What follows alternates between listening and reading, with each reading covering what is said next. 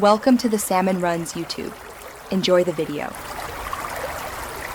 In this video, I will show how to make delicious beef bone broth in your crock pot. First, gather your main ingredients. You'll need about 3 to 4 pounds of beef bones, ideally a mix of marrow and knuckle bones for the best results. Don't forget 2 tablespoons of apple cider vinegar. It's key for extracting nutrients. Also, prepare some aromatic vegetables like carrots, celery, and onions to enhance the flavor profile. Before adding everything to the crock pot, consider roasting your bones.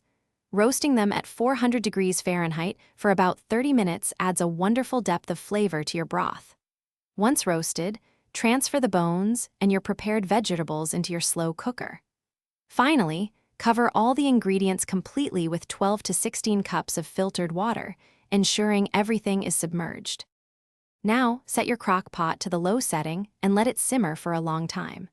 For optimal nutrient extraction and rich flavor, aim for 12 to 24 hours of cooking. During the initial few hours, you might see some foam or impurities rise to the surface. Simply skim these off. It's also important to ensure the bones stay submerged in water throughout the entire cooking process. Once your broth has finished simmering, it's time to strain it. Carefully pour the entire contents through a fine mesh sieve or a cheesecloth-lined colander to remove all solids.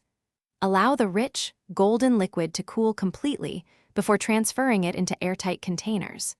You can store your homemade beef bone broth in the refrigerator for up to 5 days, or freeze it for up to 6 months for longer preservation. Thanks for watching. Consider subscribing if we helped you.